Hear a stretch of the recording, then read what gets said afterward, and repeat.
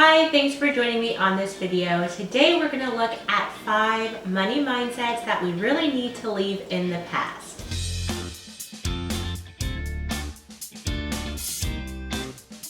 I'm KT and this is Simple Living with KT, the place where we talk about the issues facing our lives in a simple and mindful way. Please leave me a comment in the description box below letting me know what you think about these 5 things, if you agree, where you disagree, and also please give this video a like if you enjoy it. Number 1 I have as food delivery saving money. I know there are a lot of people who are using food delivery, especially in the world that we're living in right now. The 2 types of food delivery I want to focus on with this point is getting groceries delivered directly from a grocery store or getting a, let's say, curated box where you can have meals that are basically ready to cook right for you at home. In both of these instances, I always talk to people and they say how affordable it is. I think it's perhaps very convenient for you, and I agree with that. And I think you justify the price of paying a little bit more for that convenience, but I don't know if I've spoken to anyone who months down the line says this is more affordable. If it's for convenience, say it's for convenience. You don't need to convince me that somehow having this curated box that has a lot of packaging is saving you money. Honestly, I believe it's the marketing doing a really good job making us play like financial gymnastics to make it work in our minds. But these marketing campaigns make you believe originally that it's for affordability, and really people buy right into it. When it comes to what we think about money, I really just want people to figure that out for themselves and not have a marketing campaign tell you what is affordable and what is not. Number 2 is that it is a better deal to lease a car.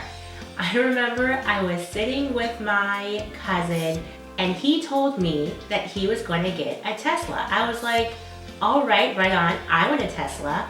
He then says that he's going to get a lease. I'm not gonna lie, I didn't take it in the best way. I really started digging, asking him why would he get a lease instead of purchasing the car.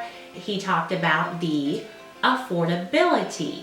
He didn't fully understand what that entails when you lease something.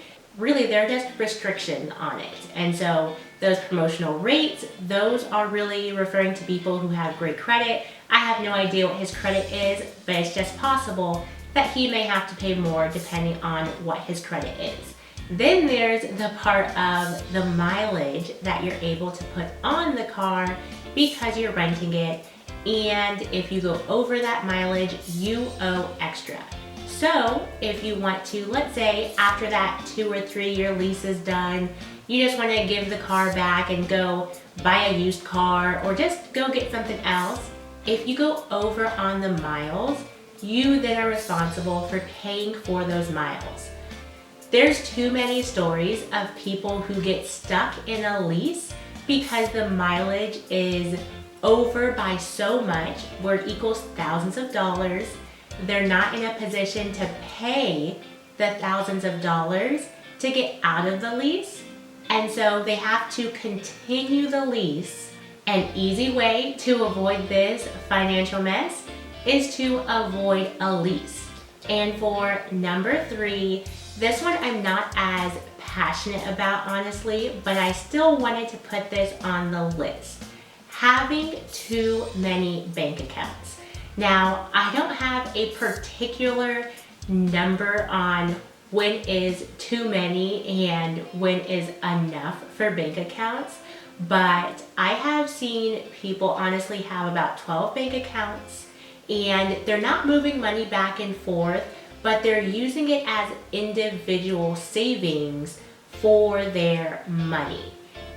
There are a couple of reasons, honestly, why that could be a good idea. If you are someone who needs extra barriers to stop you from overspending, having separate bank accounts truly can be a benefit for you.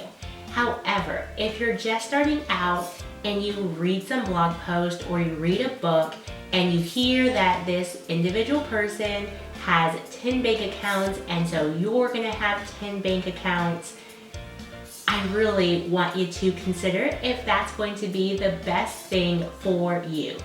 Personally, I'm a big fan of YNAB. You need a budget, that's what it stands for.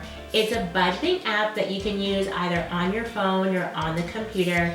I am an affiliate, and so if you click the link in the description, you don't pay extra, but I will get like a free month if you do end up signing up for YNAB. It's just a really great way for you to keep track of, let's say, individual sinking funds so that you can save up and know in your, let's say, one bank account or two bank accounts, what money is for your Disney trip, what money is for the wedding that you have coming up. And that is personally what I use just to make sure that I am on track and keep everything separated without having too many bank accounts. Number 4 is the idea that you should not own a car because it's a liability, not an asset. I believe this idea has been spread around through, financial gurus who really want you to focus on increasing your assets and decreasing your liabilities. When I was younger, I had a conversation with my friend and I told him, how I just like having like a used car. It just seems nice to not have the payment. And he was like, trust me, it's a liability. A liability is when, it does not increase in value. And that's right, a car does not increase in value.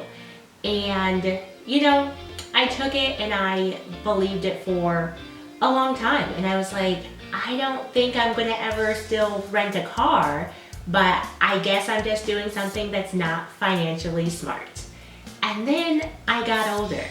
I was at an event, and after the event, I was talking to a gentleman, and he said the same thing. And he said, I have worked as an investor managing other people's accounts, and cars are not assets, they're liabilities. You should not own them. You should rent them. And I was like, you know what? I have time, so we're going to settle this. I need you to walk me through the math and tell me how this is financially better for me to pay for a car forever instead of just owning it. I need you to show me. It just doesn't make sense. And so this is just a mindset that we need to leave behind us.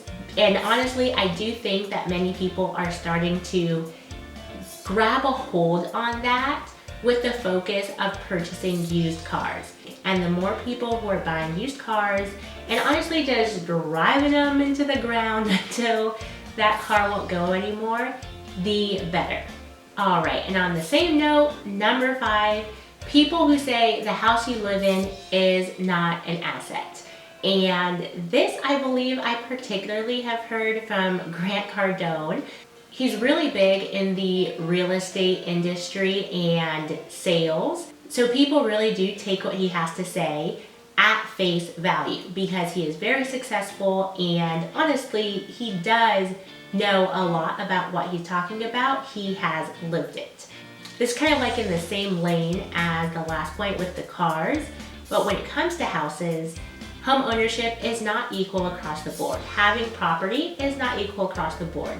And so when you say something like owning your home could be holding you back, is not allowing you to have an income, is not the way to financial independence, and people don't see the full picture of what home ownership could do for their lives as far as stability, as far as having something to pass down, as far as there are many of average Americans who would greatly benefit from just owning their home.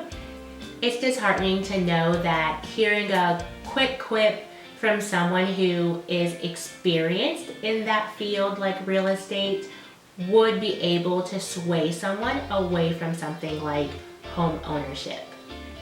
There is a real need for home ownership by people who live in, their communities.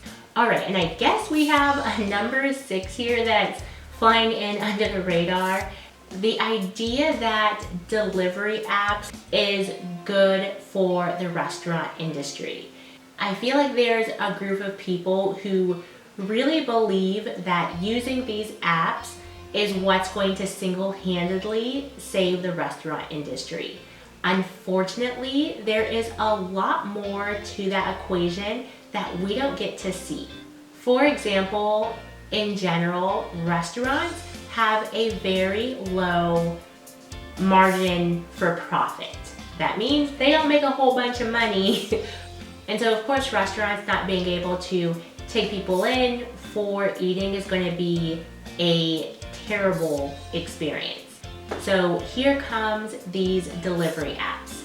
What I think passes under the rug with delivery apps is that the restaurants have to pay for the service.